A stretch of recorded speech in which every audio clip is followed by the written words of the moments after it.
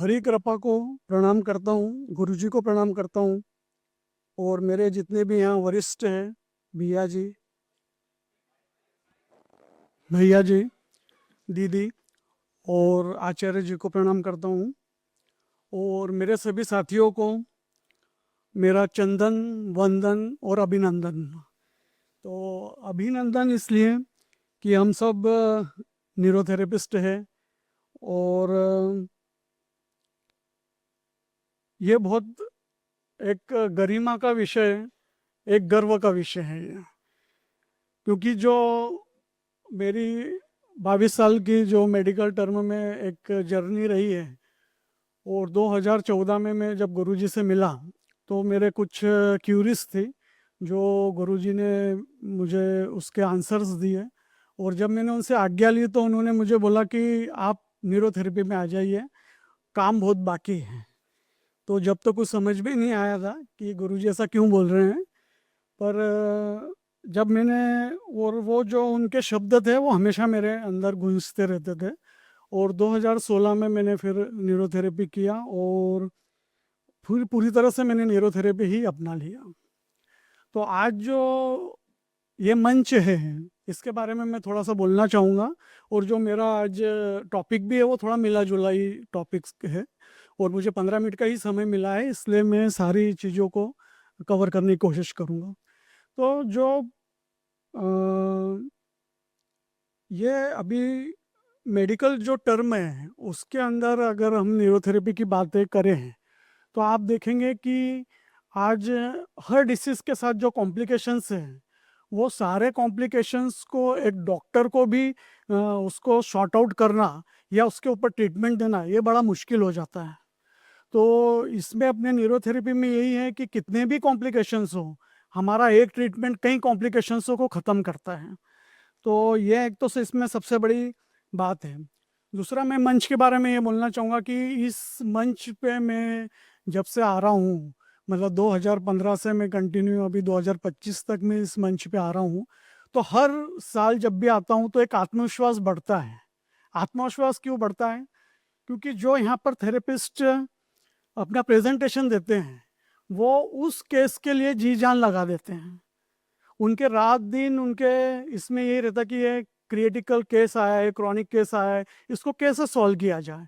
तो उस वो उसकी जो मेहनत है वो तो अपन डिनाई नहीं कर सकते। बाकी यह ज़रूर है कि उसमें उनका जो एफर्ट्स लगते हैं और जो उनकी स्टडी होती है तो उससे ये समझ में आता है कि क्रिटिकल केसेस अभी हम देख रहे हैं कि 70+, मतलब कल पारुल जी ने और मिनल जी ने जो केसेस थे वो अबाउ 74, 70, 72, 74 इतने इस एज के अंदर डॉक्टर भी बोलते हैं कि अब बहुत हो गया मतलब उनका कहना रहता है कि भाई अब कोई चेंजेस आपके जीवन में नहीं आ सकते हैं।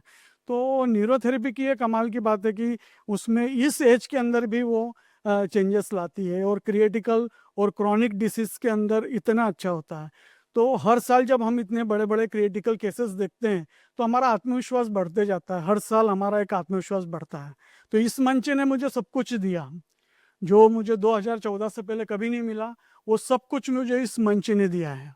तो मैं सभी से ये आग्रह भी करूँगा कि अब अपने आप को अपडेट करने के लिए हर साल इस मंच पे और इसको सुनने के लिए अपने न्यूरोथेरेपिस्ट को प्रोत्साहन देने के लिए आप हर साल इसमें आए। और हर साल जब हम आते हैं तो थोड़ा सा हमको लगता है हमारा खर्चा हो गया, हमारा थोड़ा नुकसान हो गया, क्लिनिक बंद है। पर कभी भी आप इस चीज़ को इसका आपका थोड़ा दृष्टिकोण बदलेंगे तो आप इसको इन्वेस्टमेंट देखिए कि एक इन्वेस्टमेंट है ये, कि आप जो भी खर्चा करते हैं, आप जो समय देते हैं, आप जो खर्चा करते हैं वो एक इन्वेस्टमेंट है। और हमेशा देखिए कि जो बचत करते हैं ना वो कभी भी लखपति करोड़पति नहीं बनते हैं, जो इन्वेस्टमेंट करते हैं वो बनते हैं। तो इस बात को हमेशा आप याद रखिए। और जो भी अपने जूनियर्स है उन लोगों को भी लेके आइए, जिनको आप सिखा रहे हैं उनको भी लेके आइए ताकि उनको भी मोटिवेशंस मिलते रहें इस मंच से। तो मैं इस मंच का को साष्टांग दंडवत प्रणाम करता हूँ इस मंच को। और अभी मेरा दूसरा विषय था micro observation of neurotherapy and A neurotherapist. तो मैं थोड़ा सा एक एग्जांपल देता हूँ, है ना, वो साइंटिफिक नहीं है पर तो भी थोड़ा रिलेटेड करेगा। जैसे आपने देखा होगा कि फॉर्म है ना, कुशन जिसको बोलते हैं, फॉर्म आता है, उसका अगर अपन एक टुकड़ा ले लें फॉर्म का और एक प्लेट में पानी ले लें और उसको उसके अंदर डिप करें और उसको प्रेशर करें तो क्या होगा, वो फॉर्म पूरा पानी सोख लेगा। फिर हम उसको प्रेशर करेंगे तो क्या होगा, पानी बाहर निकलेगा, बराबर। अगर इसी फॉर्म को अंदर में कुछ डस्ट या कुछ डाल के फिर उसको पानी में रखूंगा तो क्या होगा, उसमें से पानी वो कम सोखेगा और जब दबाऊंगा तो उसमें से गंदा पानी निकलेगा। बस इसी तरह से कुछ जब हम ऑर्गन्स ग्लैंड को रीजनरेशन करते हैं तो जब एक बॉडी या मतलब एक पेशेंट जो हमारे पास आता है उसके अंदर इसी तरह से टॉक्सिन्स होते हैं, केमिकल्स होते हैं, इन्फ्लामेशन होता है, इन्फेक्शंस होता है ना। और जब हम उनको सिक्वेंसली जो प्रेशर्स देते हैं वो उस ऑर्गन्स और ग्लैंड्स को जाकर स्टिमुलेट करता है और इसी तरह से उनका हर ऑर्गन्स डिटॉक्सिफिकेशन होता है और नए सेल्स सब जनरेट होते हैं, रीजनरेशन होता है और बीमारियां ठीक होने लग जाती हैं, है ना। तो इसमें और जब भी क्रॉनिक पेशेंट्स आता है हमारे पास तो हमारा सबसे ज़्यादा उसमें ध्यान ये होना चाहिए कि हम उसको डायरेक्ट टारगेट ट्रीटमेंट्स या बड़े बड़े ट्रीटमेंट्स ना दें, क्योंकि उसकी बॉडी जो होती है वो काफ़ी केमिकल्स और काफ़ी चीज़ें लेकर वो सारा डिस्टर्ब होता है। तो पहले तो हम उनके साइन और सिम्टम्स देखें, सिर्फ साइन और सिम्टम्स कि उनको अभी फिलहाल क्या तकलीफ है। तो जो भी उनके साइन और सिम्टम्स उस बीमारी से आए हैं उसको पहले आप ये करिए, उसको सॉल्व करने की कोशिश करिए। उससे क्या होगा कि पेशेंट और आपके इसमें पहले एक विश्वास बनेगा, है ना। कोई कोई ट्रीटमेंट 3 महीने चलता है, कोई 6 महीने चलता है, कोई 1 साल भी लगता है, 2 साल भी लगते हैं। तो पेशेंट आपको टाइम कब देगा और आप समय उसको जब दे पाएंगे जब उसके कुछ सिम्टम्स मतलब उसकी कुछ दुखों को कम करेंगे आप, उसके जो प्रॉब्लम्स हैं उनको आप कम करेंगे जब समय देगा वो। तो इस बात का आप हमेशा ध्यान रखिए कि जब भी कोई क्रॉनिक पेशेंट आपके पास आता है तो उसके सिम्टम्स को आप ध्यान रखिए और उसमें सिंगल पॉइंट्स के जितने भी अपने ट्रीटमेंट्स है वो पहले दीजिए और जो अपने फार्मूले उनको भी सिंगल पॉइंट्स में बनाइए। जैसे समझ लीजिए आप ऑक्सीजन दे रहे हैं तो ऑक्सीजन हम क्या समझते हैं कि ऑक्सीजन पूरा देना, पर अगर उसकी कंडीशन नहीं है कि वो लेट नहीं सकता है, उल्टा नहीं लेट सकता है, तो आप कैसे देंगे। तो उसको आप तिरछा अगर रखते हैं किसी के सहारे से तो उसको वो दीजिए, पर वहाँ पे भी आप सिंगल दे दीजिए, सिर्फ एक बार राउंड दे दीजिए, एक बार ऑन द स्पाइन दे दीजिए, फिर भी वो काम करेगा। इसी तरह से आपको लगता है कि यार यहाँ पे एडीआर देने की जरूरत है, यहाँ थाइमस देने की जरूरत, आप 1 एडीआर दे दीजिए, 1 थाइमस दे दीजिए। देखिए ये चीजें भी काम करती है ना। जब भी आप देखेंगे एलोपैथी डॉक्टर भी क्या करते हैं कि उसको 10 mg जब देना है तो वो 1 mg से स्टार्ट करते हैं, तो वो काम करती है ना। तो ये भी चीजें काम करेगी। जैसे जैसे उसकी बॉडी रिकवर होती है, जैसे जैसे उसका स्टेमिना बढ़ता है, आप आपके ट्रीटमेंट्स बढ़ाते रहिए, ठीक है। और इसी में आगे मैं यही बोलूँगा कि देखिए अपने थेरेपी में कितनी अच्छी बात है कि बाकी की जितनी भी आप थेरेपी ले लीजिए, और मैं तो बोलूँगा कि अल्टरनेट थेरेपी में सबसे अगर आप आज पकड़ेंगे पूरे वर्ल्ड के अंदर अगर पकड़ेंगे तो न्यूरोथेरेपी है। और इसका प्रमाण ये है कि आप सब थेरेपी देख लीजिए, अल्टरनेट जितनी भी थेरेपियाँ हैं वो सुपरफिशियल काम करती है बॉडी के ऊपर। कोई भी थेरेपी जाकर ग्लैंड्स और ऑर्गन्स के अंदर रीजनरेट नहीं कर सकते। और इसीलिए जो भी ट्रीटमेंट्स हम देते हैं वो डायरेक्ट अप्रोच करते हैं ग्लैंड्स और ऑर्गन्स के ऊपर और वो डिटॉक्सिफिकेशन करते हैं, उसको रीजनरेट करते हैं। अब हम तो अभी डीएनए, आरएनए, स्टेम सेल्स यहाँ तक हम लोग पहुँच चुके हैं। और आप मेडिसिन का भी यही है कंटेंट कि मेडिसिन जितनी भी रिसर्च हो रही है वो भी एक मेडिसिन आपके बॉडी के अंदर जाती है, वो एक साइन सिम्टम्स कम कर सकती है पर रीजनरेट नहीं कर सकती है। तो ये सिर्फ एक थेरेपी है जो रीजनरेशन, बाकी आप सब उठा के देख लीजिए, आप कायरो देख लीजिए, आप एक्यूपंचर, एक्यूप्रेशर सब आप देख लीजिए, यहाँ तक कि पंचकर्म भी ये काम नहीं कर पाता है। पंचकर्म में भी क्या होता है कि उसकी एज के हिसाब से पंचकर्म उनको दिए जाते हैं जो उनको कभी कभी सूट नहीं होते हैं, है ना। कभी कभी उनका बाइल इतना बाहर निकल जाता है कि उनको दूसरे प्रॉब्लम्स आ जाते हैं। कभी कभी अर्थराइटिस हो जाते हैं। तो इस तरह से भी होता है। तो अपनी इतनी सेफ न्यूरोथेरेपी है कि वो पंचकर्म का भी काम करती है, योगा का भी काम करती है, प्राणायाम का भी काम करती है, और जो भी कॉम्प्लिकेशन उसके बॉडी में कितने भी पुराने आए हुए हैं उन सबको रिजॉल्व करने का काम करती है।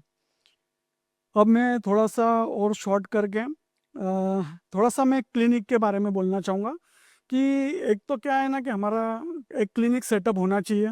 अब हम लोग थोड़ा प्रोफेशनली इसमें आना हमारा चालू हो गया है, और हम थोड़ा प्रोफेशनल चीज़ों को भी हम इंक्लूड करें, देखें, समझे, क्योंकि हमको अब हमारा जो लेवल है वो डॉक्टरों के लेवल से हम लोग बैठते हैं उन लोगों के साथ।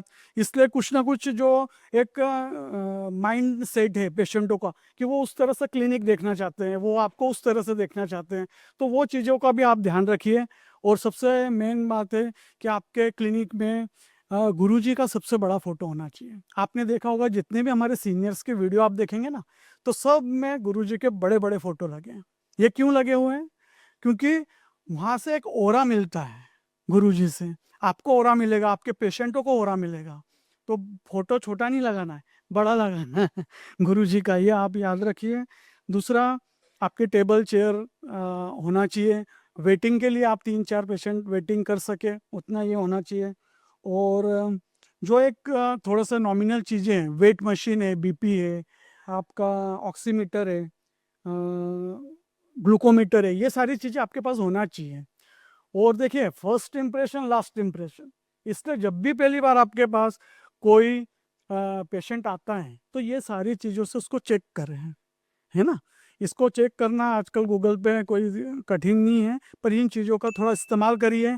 आप थोड़ा पल्स उनकी देखिए, थोड़ा नाभि चक्र जो हम लोग चेक करते हैं वो भी करिए, पर ये भी करिए, है ना। आप भी कभी किसी डॉक्टर के पास जाते हो तो आप भी चाहते हैं कि वो चेकअप आपको सही करे, है ना। और उनकी हिस्ट्री जो है वो हिस्ट्री भी आप लेने के बाद उनके साइन सिम्टम्सों पे सबसे ज़्यादा ध्यान फोकस करें, क्योंकि वहीं से वो आपको समय देगा। वो समय देगा तभी आप बड़ी बीमारियों को उसको निकाल सकते हो। वो समय नहीं देगा तो नहीं होगा। और उसको विश्वास, आधार, और जैसे दीदी ने बताया कि डर, ये चीज़ें निकालना हमारा काम है।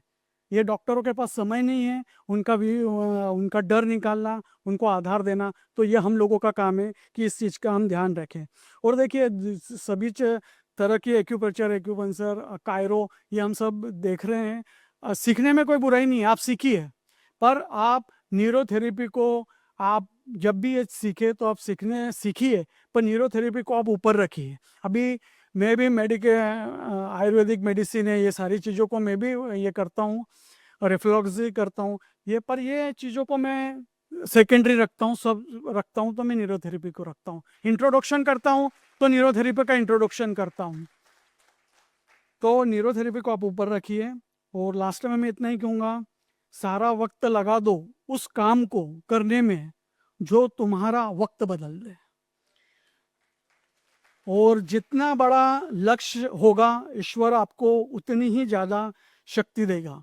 और लास्ट में मैं इतना ही कहूँगा कि 2026 ये सूर्य का वर्ष है, तो इसमें जितना भी ड्रास्टिक आप चेंजेस लाना चाहते हैं आपके लाइफ के अंदर, वो इस बार ला सकते हैं। क्योंकि जितना ड्रास्टिक चेंजेस हम सोचते हैं पर ला नहीं पाते, पर ये वर्ष और ये ब्रह्मांड इस टाइम पे आपको वो सहयोग करने वाला है।